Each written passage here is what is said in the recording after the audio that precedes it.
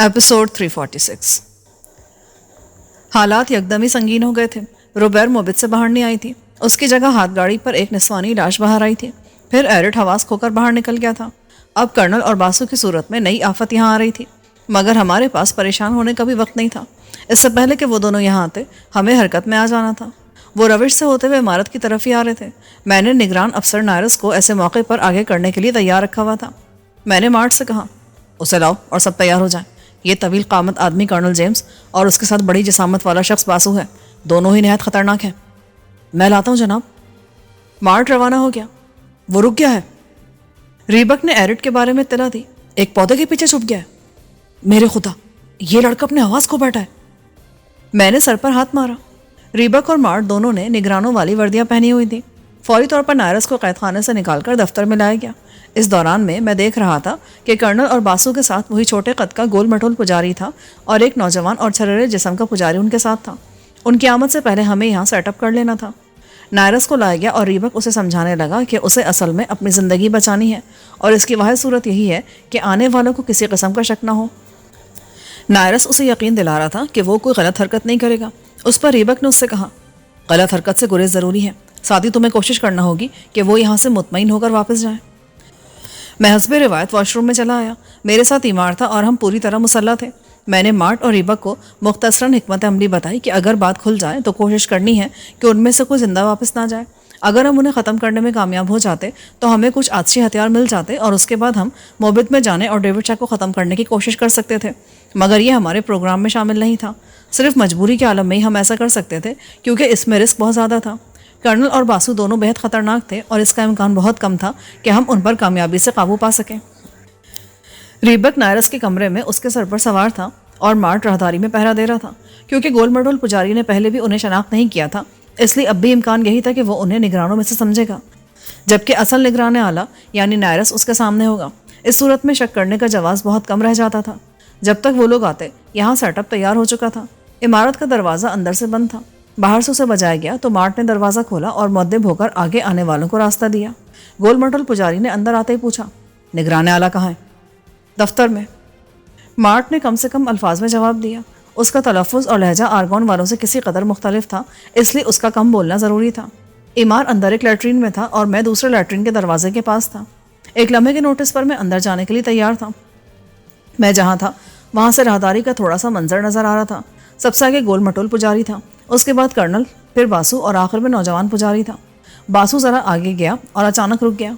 उसने पलट कर देखा तो मैं यूं पलट कर अपना पजामा दुरुस्त करने लगा जैसे अभी लैट्रीन से निकला हूँ। हथियार मैंने पहले ही अंदर रख दिए थे, इसलिए अब खाली हाथ था।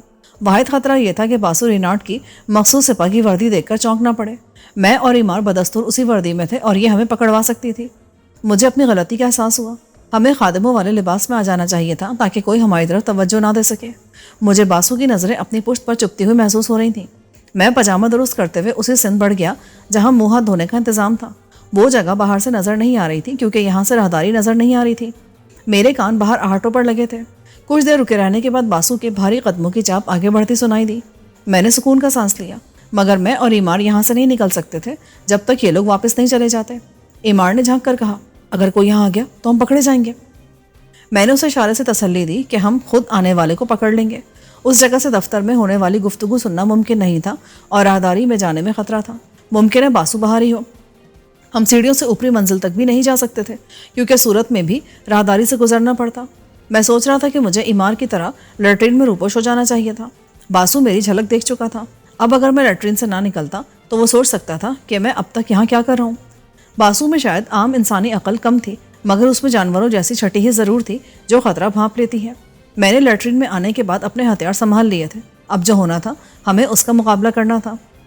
कर्नल और दूसरों को 10 मिनट हो चुके थे और अभी तक उनकी वापसी का इरादा नज़र नहीं आ रहा था।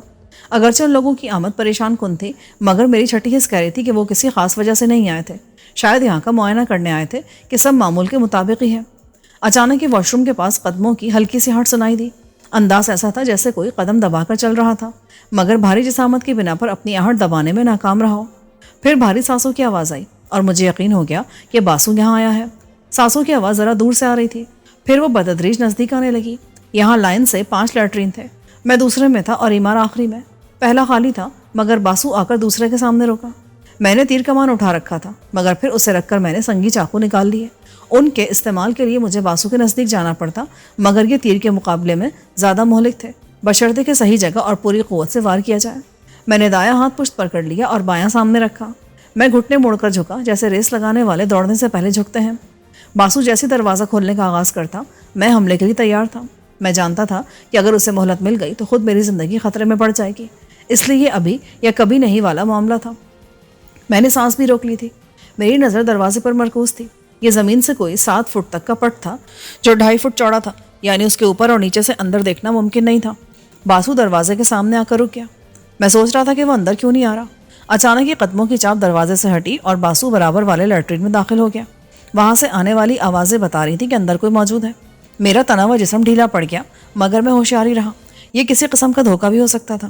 میں نے کہا تھا نا کہ باسو جانوروں جیسی حس رکھتا تھا، اور اس نے بھانپ لیا تھا کہ اس وقت اندر آنا اس کے لیے ٹھیک نہیں تھا، اس لیے وہ برابر والے لیٹرین میں داخل ہو گیا، اور اب اس وقت مجھے دبوچتا جب میں اس کی طرف سے مطمئن ہو جاتا، مگر ایسا نہیں ہوا۔ کچھ دیر بعد برابر سے آوازیں آنی بند ہو گئی۔ پھر وہ باہر نکلا اور واش بیسن والے حصے میں ہاتھ دھونے لگا۔ میں ایک بار پھر چونکنا ہوا۔ اس بار بھی کچھ نہیں ہوا اور وہ ہاتھ دھو کر لیٹرین سے رخصت ہو گیا۔ اس کے بھاری قدموں کی چاپ اب نمایاں تھی، یعنی وہ قدم دبا کر نہیں چل رہا تھا۔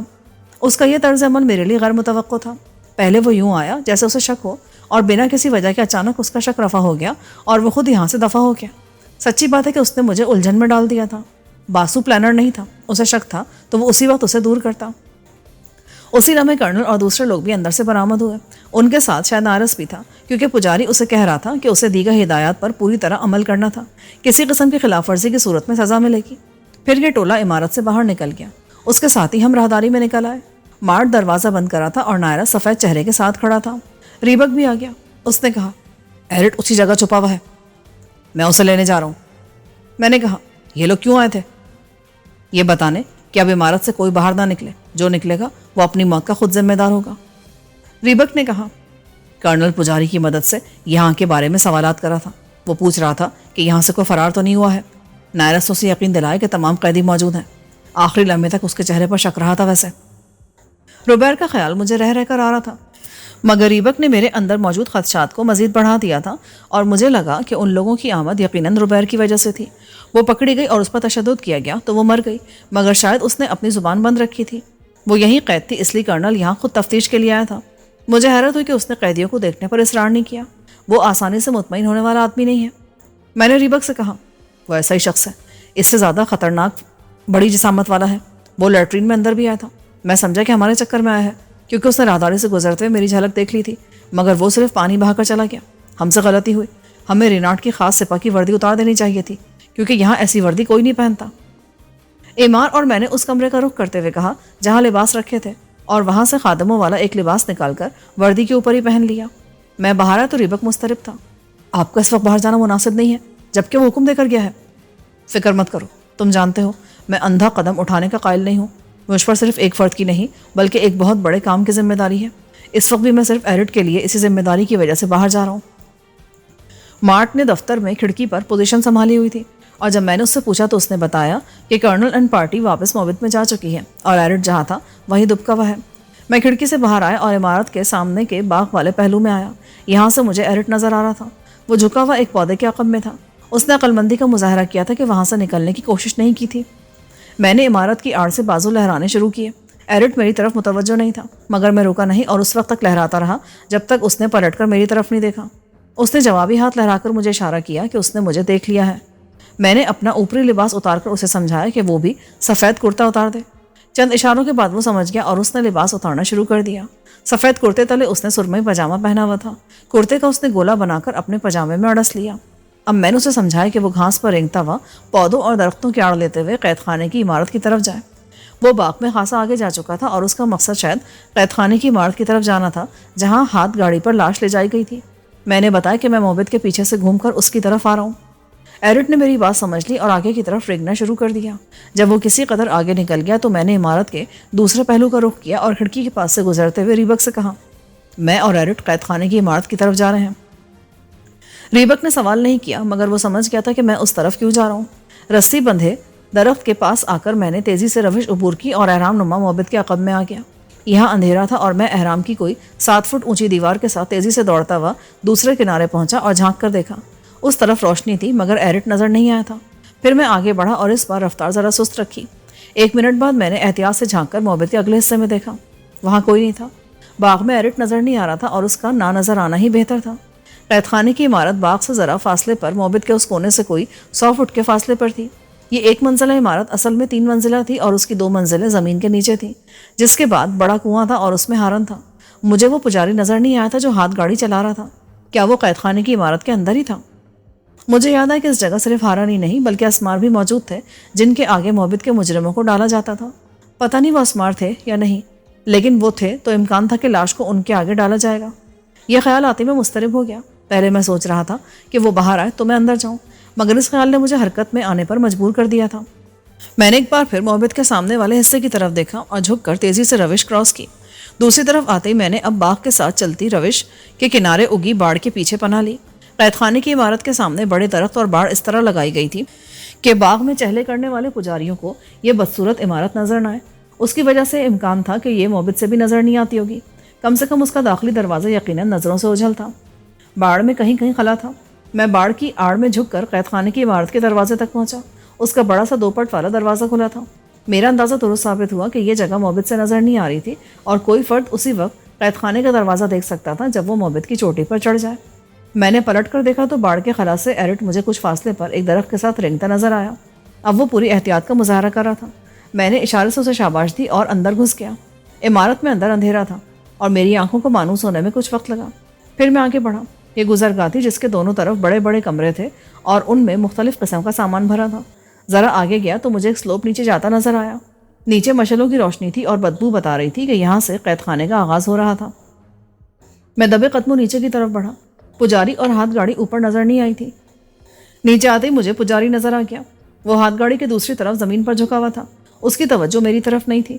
میں اس سے فائدہ اٹھا کر برق رفتاری سے اس کے سر پر پہنچا اور جب میں ہاتھ گاڑی کے دوسری طرف پہنچا تو یہ دیکھ کر میرا خون کھول گیا تھا کہ وہ لاش کو بے لباس کر کے شاید اسے بے آبرو کرنے کی فکر میں تھا۔ میرے ہاتھ نے اس کا گلا بند کر دیا۔ وہ کمزور آدمی نہیں تھا مگر تن آسانی اور عیاشی نے اسے ناکارہ کر دیا تھا۔ وہ مزاحمت نہ کر سکا، بس پھڑپڑا کر رہ گیا۔ میں نے تو گلا مارنے کی نیت سے دبوچ لیا تھا مگر پھر ایک خیال نے مجھے روک لیا اور میں نے صرف بے ہوش کرنے پر اکتفا کیا۔ جب وہ ڈھیلا ہوا تو اسے نیچے ڈال کر میں نے لاش کا جائزہ لیا۔ اس پر پڑنے والی پہلی نظر میں ہی مجھے پتہ چل گیا تھا کہ وہ روبیر نہیں ہے۔ یہ شاید 17-18 سال کی لڑکی تھی اور حسب روایت نہایت حسین تھی۔ اگرچہ اس کے رخسار پر نیل اور جسم پر زخموں کے نشانات تھے، اس کے باوجود اس کی خوبصورتی عیاں تھی۔ اس کے پیٹ پر گھاؤ کا نشان تھا جس سے ابھی بھی ہلکا سا خون رس رہا تھا اور شاید یہی اس کی موت کی وجہ بنا تھا۔ میں نے اس کا اتارا ہوا لبادہ اس کے جسم پر ڈالتے ہوئے سوچا کہ نہ جانے اسے کس بات کی سزا ملی ہے۔ اسی لمحے اوپر سے ہٹ سنائی دی اور پھر ایرٹ کی آواز آئی، کہاں ہیں آپ؟ نیچے چلے آؤ، ایک اچھی خبر ہے۔ ایرٹ جیسے اڑتا ہوا آیا۔ اس نے آتے بے ہوش پجاری اور خالی ہاتھ گاڑی کو دیکھا۔ روبیر کہاں ہے؟ لاش روبیر کی نہیں ہے، یہ بیچاری خادماؤں میں سے ایک ہے۔ اسی لمحے نسوانی کرانے ہم دونوں کو چونکا دیا۔ میں مڑا تو خلاف توقع لڑکی کو ہلتے پایا۔ مجھے اپنی حماقت کا احساس ہوا۔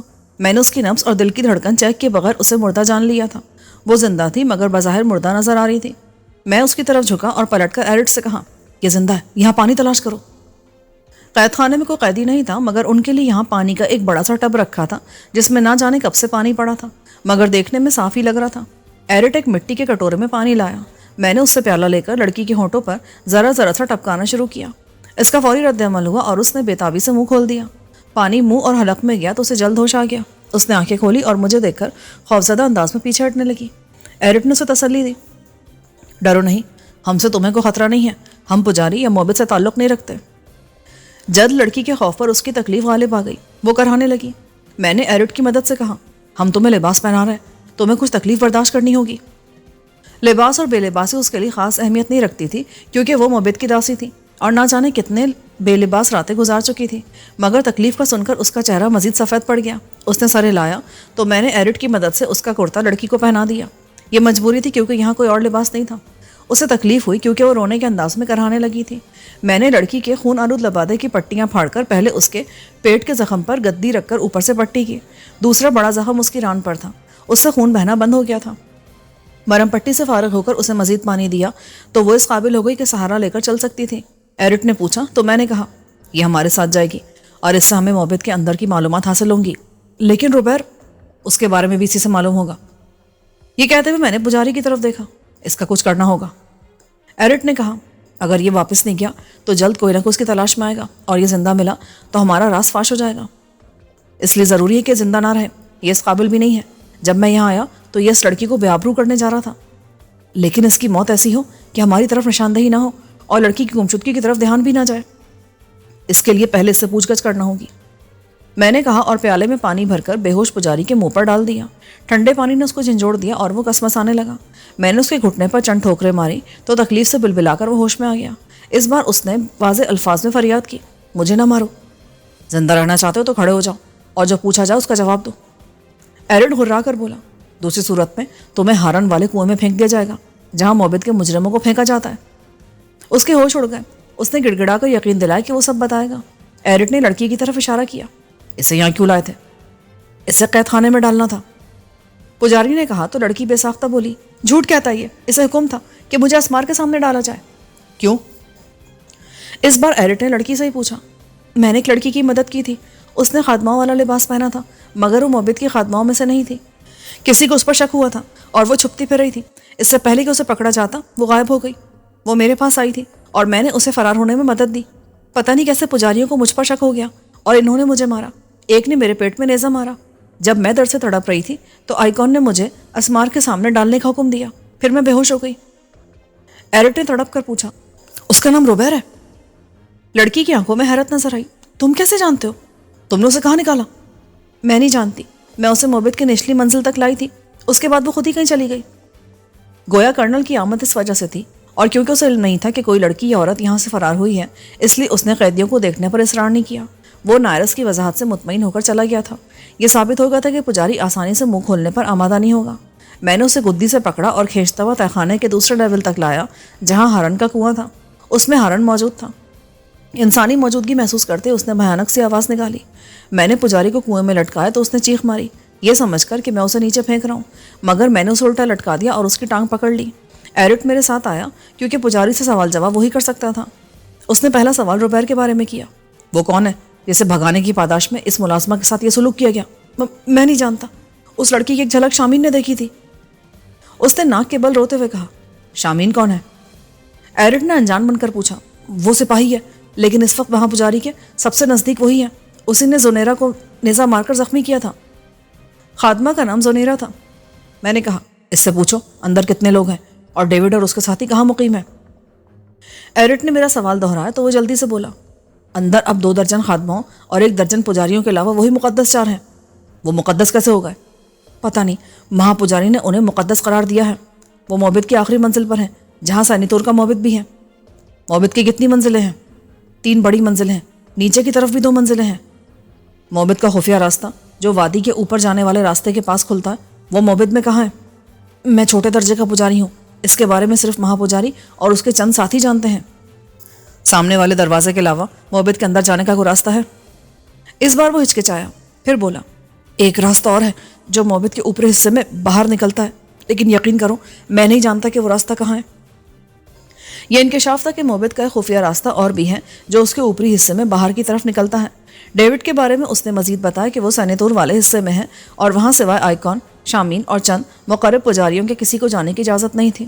موبد کی معمول کی سرگرمیاں بھی بند تھیں اور تمام فیصلے ڈیوڈ کا رہا تھا۔ اس کے ہاتھ میں طاقت تھی اور آئیکن سمیت تمام ہی لوگ جو موبد میں تھے اس وقت اس کے غلام تھے۔ جب میں نے محسوس کیا کہ اب اس سے مزید کوئی بات معلوم نہیں کی جا سکتی تو میں نے ایرٹ سے کہا، اس کا انجام سوچ لیا، ہم کسی طرح یہاں موجود اسماروں کو آزاد کرا کر باہر نکل جائیں گے۔ اسمار اس کا کام تمام کر دیں گے اور اگر کوئی دیکھنے آیا تو یہی معلوم ہوگا کہ کسی وجہ سے اسمار آزاد ہو گئے اور پجاری کو مار کر کھا گئے۔ اور زونیرا؟ میں نے غور کیا، پھر کہا، اس کا خون آلود لبادہ پھاڑ کر یہیں پھینک جائیں گے اور ایسا لگے گا کہ اسماروں نے اسے بھی کھا لیا ہے۔ ایرٹ مطمئن نظر آنے لگا۔ ہم پجاری کو لے کر اوپر آئے۔ اسے علم نہیں تھا کہ میں نے اس کے بارے میں کیا فیصلہ کیا ہے، مگر شاید اس کی چھٹیس نے اسے خبردار کر دیا کہ اس کی موت کا فیصلہ ہو گیا ہے۔ وہ رونے گڑ گڑانے لگا۔ اوپر آتے میں نے اس کی کن پٹی پر گھونسا مارا۔ یہ ایک ہی ضرب اس کے لیے کافی ثابت ہوئی۔ وہ بے ہوش ہو کر گرا اور ہاتھ گاڑی پر بیٹھی ہوئی زونیرا سہم گئی۔ میں نے ایرٹ کو اس کے پاس چھوڑا اور خود اسماروں کی تلاش کی۔ جلد میں نے ایک تاریک کوٹری میں انہیں پا لیا۔ اس کے اوپری حصے میں گول کنواں نما سوراخ تھا جس سے ماتوب کو اندر پھینکا جاتا تھا۔ اسمارہ کو اندر پہنچانے کے لیے اس کی جڑ کے ساتھ ایک چھوٹا سا لیکن نہایت مضبوط لکڑی کا دروازہ تھا۔ میری موجودگی محسوس کر کے وہ غرانے لگے۔ میں نے مشل کی روشنی میں دروازے کا جائزہ لیا۔ یہ 2 بائی 2.5 فٹ کا تھا۔ اسے 2 عدد مضبوط ترین بلیوں کی مدد سے بند کیا گیا تھا۔ اسماروں کی کوٹری تہخانے میں تھی اور یہاں سے باہر کے دروازے تک طویل فاصلہ تھا۔ اگر دروازہ کھول دیا جاتا اور اسمار فوراً باہر آ جاتے تو کھولنے والے کے لیے عمارت سے نکلنا آسان نہ ہوتا۔ امکان یہی تھا کہ اسمار راستے میں آن لیتے۔ میں نے کوٹری اور آس پاس کا جائزہ لیا اور ایک ترکیب میری سمجھ میں آ گئی۔ کوٹری کے اوپری حصے میں لکڑی کی کھوٹی لگی تھی۔ میں باہر آیا اور گودام سے رسی تلاش کی جو بآسانی مل گئی۔ میں نے ایرٹ سے کہا، زنیرہ کو لے کر باہر نکل جاؤ اور میرے آنے کا انتظار کرو۔ جیسے ہی میں نکلوں دروازہ بند کر دینا کیونکہ اندر اسمار آزاد ہو چکے ہوں گے۔ ایرٹ فکر مند ہو گیا۔ اس میں خطرہ ہے، ہم پجاری کو ایسے ہی چھوڑ دیتے؟ نہیں، منصوبے پر عمل لازمی ہے ورنہ ڈیوڈ ہوشیار ہو سکتا ہے۔ وہ پہلے روبیر کے بارے میں جان کر چونکنا ہے۔ میں اندر آیا، اسماروں کی کوٹری کے دروازے کی ایک بلی نکال دی، پھر بڑی احتیاط سے دوسری بلی بھی نکال دی۔ اب دروازہ کھل گیا تھا، صرف دھکا دینے کی دیر تھی۔ میں نے دل ہی دل میں دعا کی کہ کوئی اسمار دھکا نہ دے دے ورنہ وہ فوری آزاد ہو جائیں گے۔ رسی کو دروازے کے ہینڈل کے گرد گھمایا مگر گرہ لگانے سے گریز کیا۔ پجاری کو پہلی گھسیٹ کر اندر لے آیا تھا، اسے کوٹری سے ذرا فاصلے پر ڈال دیا۔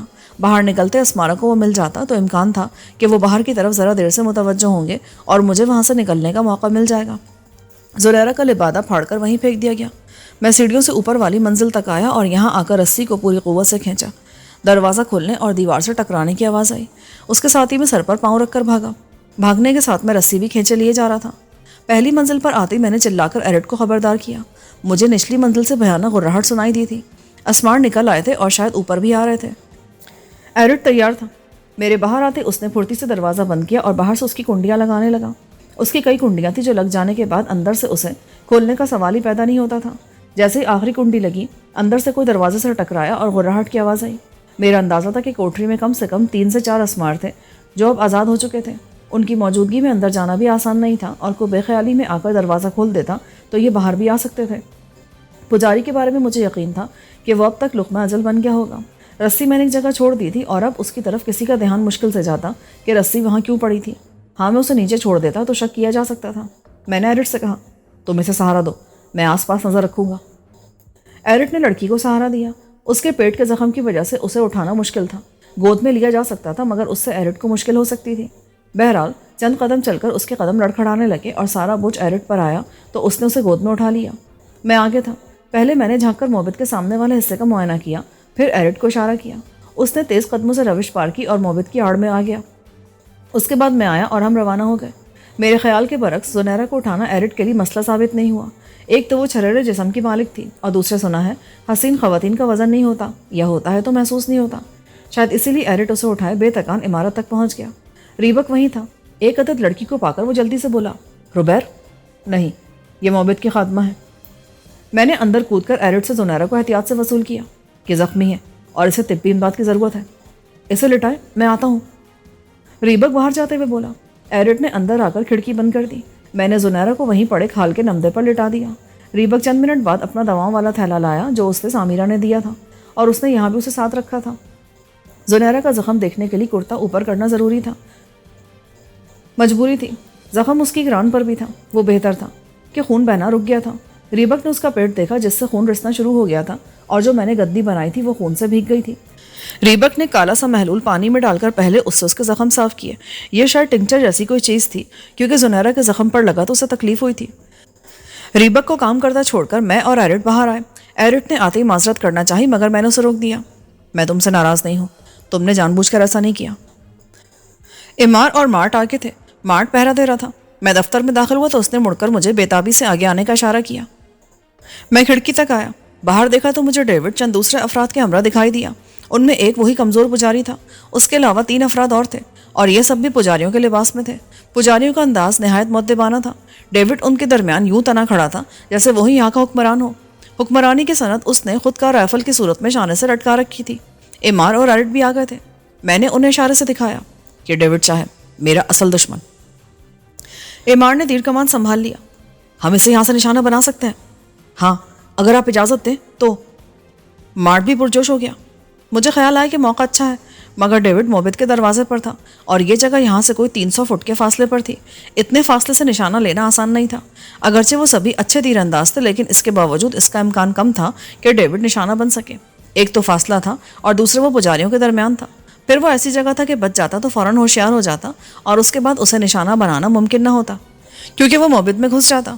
मैंने उन्हें रोक दिया, अभी नहीं, क्योंकि वो दूर है और तुम्हें निशाना बनाने का दूसरा मौका नहीं मिलेगा। अगर वो ऐसी जगह हो जो यहाँ से करीब हो और तुम्हें दूसरा मौका मिले, तब उसे निशाना बनाने की कोशिश की जा सकती है। एरिट, मार्ट और इमार ने तीर कमान संभाल लिए थे। मेरी नज़र डेविड पर मरकूज थी। वो इस वक्त बाहर क्यों आया था? क्या वो पुजारी के वापस ना आने पर उसे देखने के लिए निकले थे? मगर इस सूरत में डेविड को खुद बाहर आने की क्या ज़रूरत थी? वो किसी को भेजकर मालूम करा सकता था। वो पुजारियों से बात करा था। फिर वो लोग पलटे और मुखालिफ सिंध में जाने लगे। मुझे अपना खदशा दुरुस्त लगने लगा। वो कैद खाने की इमारत की तरफ जा रहे थे। डेविड को पुजारियों से बात करते देखकर मुझे ज़रा भी ताज्जुब ना हुआ, क्योंकि बर्फ वाले की तरह उसके पास भी ये सलाहियत थी कि वो किसी को अपनी ज़ुबान समझने के काबिल बना सकता था। वो खुद भी काबिल था। अगरचे शराब पीता था, मगर शायद इसके बावजूद वो इस सलाहियत का हामिल था कि खुद भी अजनबी ज़ुबान समझ सके और दूसरों को अपनी बात समझा सके। एरिट ने कहा, ये कहाँ जा रहे हैं? कैद खाने की तरफ। शायद पुजारी के वापस ना आने से ये लोग उसे देखने जा रहे हैं। डेविड जैसे मक्कार बंदे का उस तरफ जाना खतरनाक हो सकता था। राइफल की मौजूदगी में इम्कान था कि असमार उसका कुछ नहीं बिगाड़ सकेंगे। वो अंदर जाता तो ताड़ सकता था कि जुनैरा बच गई है। डेविड और पुजारी, जो मशले थामे हुए थे, मोहब्बत के किनारे पहुंचे और खिलाफ तवक्को कैद खाने की तरफ जाने के बजाय मुखालिफ सिंध में मुड़ गए। मैंने इत्मीनान का सांस लिया। ये कैद खाने नहीं, बल्कि रनवे की तरफ जा रहे हैं, जहाँ तैयारे उतरेंगे। मार्ट ने पूछा, हम क्या करें? क्या हम इसे वहाँ निशाना नहीं बना सकते? यह ख्याल मेरे भी जहन में था। इस सारे फसाद की जड़ डेविड था। अगर वो मारा जाता तो ये सबसे बड़ी कामयाबी होती। मैंने मार्ट, इमार और एरिट से कहा, मेरे साथ चलो, हमें भी अकबी हिस्से में जाना होगा। रीबक ने जुनैरा के जख्म की सफाई करके उस पर मरहम लगाकर पट्टी बांधी थी। उसने उसे पजामा भी लाकर पहना दिया था और उसे बालों से बना हुआ कंबल उड़ा रहा था। अब उसे लड़की को खुराक देने की फिक्र थी। रीबक को वहीं छोड़कर हम बाहर आए। अकबी बाग से होते हुए हम मैदान के किनारे तक आए। यहाँ रोशनी नहीं थी, क्योंकि यहाँ मशलें रोशन नहीं थी। डेविड के साथ मौजूद पुजारियों के पास तेज़ रोशनी वाली मशलें थी और इतनी देर में वो दूसरी तरफ से घूमकर नमूदार हो चुके थे। वो मोहब्बत के वस्ती हिस्से की तरफ आ रहे थे। मैं और एरिट उसी दरख्त की आड़ में लेटे हुए थे जिसके ऊपर रस्सी बंधी थी। दरख्त से आगे रविश के साथ छोटे पौधे थे, मगर उन तक जाना मुनासिब नहीं था। इमार और मार्ट हमारे अकबी तरफ पौधों के अकब में दुबके हुए थे। एरिट ने सरगोशी की, ऊपर न चले, पहले तुम। मैंने कहा तो वो फुर्ती से ऊपर चढ़ गया। उसके बाद मैं गया और मुझे एहतियात करना पड़ी। मेरे वजन से दरख्त किसी कदर हिल रहा था और इसका कोई जवाब नहीं था, क्योंकि वहाँ हवा नहीं चलती थी जो दरख्त हरकत करते। ये सिर्फ इसी सूरत में हरकत करते जब कोई उन्हें हरकत देता। डेविड और पुजारी मुतवज्जो हो सकते थे। मैं बहुत आहिस्ता से ऊपर पहुंचा। उस वक्त तक डेविड पुजारियों के हमरा रनवे के वस्त में पहुंच चुका था। गालिबन वो रनवे का मुआयना करने आया था। उस वक्त भी हमसे कोई वो 350 फुट के फासले पर था। मैं एक मुनासिब जगह टिक गया। एरिट भी पास ही ज़रा ऊपर था। वो आहिस्ता से बोला, रुबैर नहीं मिली है, लेकिन मुझे लग रहा है कि वो खैरियत से है। मेरा भी ये ख्याल है कि वो आज़ाद है, वरना उसके पकड़े जाने की सूरत में अब तक हम किसी मुसीबत में पड़ चुके होते। मोहब्बत की तरफ से आने वाले यही पूछने आए थे कि यहाँ से कोई फरार तो नहीं हुआ है। शामिल मेरी तवक्को से ज़्यादा खबीस आदमी साबित हो रहा है। रुबैर ने अक्लमंदी की, जो उसकी नज़र पड़ते गायब हो गई। पर वो है कहाँ? एरिट ने पूछा। अगर वो मोहब्बत से निकल गई होती तो लाजमी हमारे पास आती। यही तो मैं सोच रहा हूँ। वो मोहब्बत में कहीं छुपी हुई है। मोहब्बत की इमारत बहुत बड़ी है, उसमें यकीनन छुपने की बहुत सी जगह होंगी। डेविड पुजारियों से बात कर रहा था। फिर उसने हाथ बुलंद किया, मगर उसका हाथ खाली था। उसने बुलंद आवाज़ में कहा, ऑन। इसके साथ ही रनवे की लाइट्स ऑन हो गई। पुजारियों में खलबली सी मची थी। वो यूं डरकर पीछे हटे जैसे ये कोई जादू हो। शायद डेविड ने ऐसा ही कोई तासुर दिया था। वो शातिर आदमी था। रिमोट शायद उसकी जेब में था और उसने हाथ डालकर उसका बटन दबाया था। उसका बायां हाथ पतलून की जेब में और दायां हाथ जो हवा में था वो खाली था। उसने लफ्ज़ ऑन कहा था। यह अंग्रेज़ी का था, इसलिए पुजारियों के पल्ले नहीं पड़ा। पुजारी मुतजस्सिस भी थे, मगर रोशन होने वाली डिस्कों के पास जाने से भी गुरेज करे थे। गालिबन डेविड ने उन्हें इस हवाले से रोका था, वरना पास जाने पर वो डिस्क देख सकते थे, अगरचे वो उनकी असलियत नहीं समझ सकते थे। 1 मिनट बाद डेविड ने इसी तरह हाथ बुलंद करके कहा, ऑफ। डिस्क ऑफ हो गई। उसके साथ ही डेविड और पुजारी वापस जाने लगे। मेरी छठी हिस्स ने कहा कि तैयारों के आज रात ही किसी वक्त आने का इम्कान है। डेविड रनवे का मुआयना करने आया था और साथ ही उसने पुजारियों को मरूब भी कर लिया था, यानी एक तीर से 2 शिकार। वो उसी सिम से जा रहा था जहाँ से आया था, यानी मुखालिफ सिम। इससे मुझे अंदाज़ा हुआ कि डेविड बहुत मोहतात था।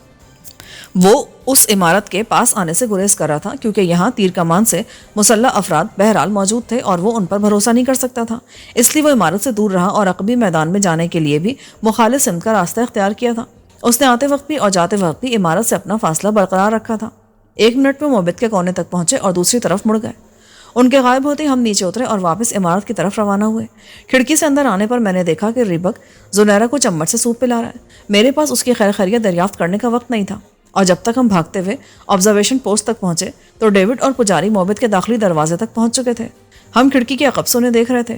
ڈیوڈ موبت کے سامنے کھڑا ہوا چاروں طرف دیکھ رہا تھا، جیسے اطمینان کر رہا ہو کہ سب ٹھیک ہے۔ اس کی نظریں چند لمحے کے لیے عمارت اور دفتر کی کھڑکی پر آ کر ٹکی، پھر وہ اور پجاری اندر واپس چلے گئے تو میں نے اپنے خیال کا اعلان کیا۔ طیارے آج رات آنے کا امکان ہے، یعنی ہمیں تیار رہنا چاہیے، ایرٹ نے کہا۔ یقیناً، ڈیوڈ شاہ روشنیوں کو جلا کر اور دیکھ کر گیا ہے، ساتھ ہی اس نے پجاریوں کو بھی دکھا کر مروب کیا ہے، مگر اس کا اصل مقصد ان کی کارکردگی دیکھنا تھا۔ تب ہمیں تیار ہو جانا چاہیے، ایمار نے کہا۔ بالکل، ہم 5 اور 4 فوجی افسران اس مہم میں شامل ہوں گے۔ ریبک نے فوجی افسران کے بارے میں سوال کیا۔ کیا ہم ان پر اعتماد کر سکتے ہیں؟ مجبوری ہے، اس مہم میں ہمیں زیادہ افراد کی ضرورت ہے۔ ریبک بھی آ گیا تھا، اس نے تجویز دی۔ ہم ان کے ذمے اس طرح کے کام لگا سکتے ہیں کہ یہ ہمارے خلاف کچھ نہ کر سکیں۔ وہ کیسے؟ انہیں خود سے دور نگرانی جیسے کاموں پر لگایا جا سکتا ہے۔ میں نے ریبک کا شانہ تھپکا۔ یہ اچھی تجویز دی ہے تم نے۔ ڈیوڈ نے پجاریوں کو مروب کر کے اپنے ساتھ ملا لیا ہے، مگر وہ لڑنے والے لوگ نہیں ہیں۔ لڑنے کا سارا بوجھ ڈیوڈ اور اس کے 3 ساتھیوں کو اٹھانا پڑے گا۔ ہماری توجہ بھی انہی پر ہونی چاہیے، ان سے ہم 5 ہی نمٹیں گے۔ میرا خیال ہے تیاروں کے استقبال کے لیے وہی 4 آئیں گے۔ اب ہمیں ایسا منصوبہ بنانا ہے کہ ہم ان پر حملہ کریں اور ان کے جوابی حملے سے محفوظ بھی رہیں۔ ایرٹ غور سے سن رہا تھا۔ وہ بولا، وہاں ایسی کوئی جگہ نہیں ہے جس سے ہم ان پر حملہ کر سکیں۔ میدان میں چھپنے کی جگہ نہیں ہے، باغ سے یہ جگہ دور ہوگی۔ ایک جگہ ہے، مگر وہاں ہم بس حملہ کرنے تک ہی محفوظ رہ سکتے ہیں۔ کامیاب ہوگا تو ٹھیک ہے، ورنہ ناکامی کی صورت میں ہمارے لیے بچنا مشکل ہوگا۔ کون سی جگہ؟ موبت کی عمارت۔ میں نے کہا، ہم اس پر چڑھ سکتے ہیں اور اس کی بلندی سے حملہ کر سکتے ہیں، مگر وہاں ایسی کوئی آڑ نہیں ہے جو ہمیں جوابی حملے سے زیادہ تحفظ دے سکے۔ سیڑھی نما دیواریں زیادہ تحفظ نہیں دے سکتی۔ ریبک نے سوچا، ہاں، وہاں سے ہم حملہ کر سکتے ہیں۔ اس پر سیڑھی نما جگہ ہے، ہم لیٹ سکتے ہیں اور چھپ سکتے ہیں، مگر کھل کر حملہ نہیں کر سکتے۔ یہ خطرہ ہے، میں نے کہا، مگر اس کے سوا اور کوئی جگہ بھی نہیں ہے۔ ہم اس وقت حملہ کریں گے جب طیارہ اتر رہا ہوگا، اور جب یہ تباہ ہوگا تو وہ لوگ لازمی بدحواس ہوں گے۔ ہم اس موقع سے فائدہ اٹھا سکیں گے۔ ریبک بولا، اس صورت میں ان کے جتنے قریب ہو اتنا اچھا ہے، تاکہ اس موقع سے فائدہ اٹھا کر فیصلہ کن وار کر سکیں۔ میں نے نفی میں سر ہلایا۔ ہم ایک حد سے زیادہ نزدیک نہیں جا سکتے، ورنہ ہم خود خطرے میں پڑ جائیں گے۔ میرے ساتھیوں میں ایمار سب سے کم بولتا تھا اور وہ یس باس قسم کا لڑکا تھا۔ وہ غور سے سن رہا تھا۔ اس نے پہلی بار کہا، ایسا نہ کریں کہ فاصلے کا فیصلہ ہم عین موقع پر کریں۔ میں نے سوچا اور مجھے اس کی بات پسند آئی۔